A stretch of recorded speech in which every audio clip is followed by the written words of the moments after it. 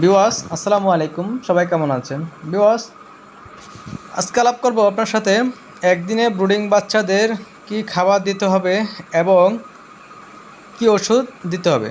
তো ভিউয়ার্স আপনারা দেখতে পাচ্ছেন আমার হাতে সোনালি স্ট্যাটাস, যেটা ছোটোটা। এটা যদি ছোটো হয় বাচ্চারা খেতে পারে তো খেলো, না হলে আপনি একটু গুঁড়ো করে বা হালকা একটু পাউডার করে দিবেন, তখন খেতে পারবে।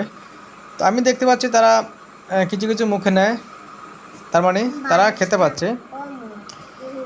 এবং এর পাশাপাশি আপনারা একটি ঔষধ পানির সাথে মিক্স করে দিবেন, তাহলে বাচ্চাদের রোগে আক্রান্ত হবে কম বা হবে না।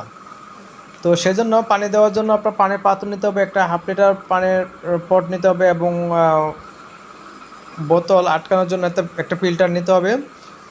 1/2 লিটার পানির সাথে আপনার কী করতে হবে, মাইক্রোনিট ভেট, এটা একটি অ্যান্টিবায়োটিক।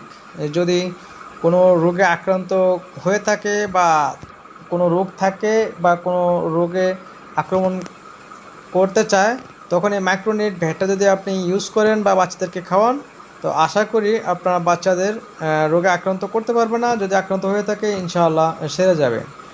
এটা খামারি ভাইদের জন্য নয়, এটা যারা অল্প পরিসরে মুরগি পালন করেন তাদের জন্যই।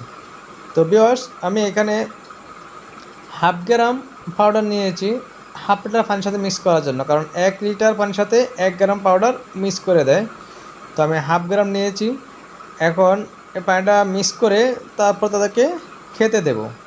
তো ইনশাআল্লাহ দেখুন ভিউয়ার্স দিয়ে দিলাম।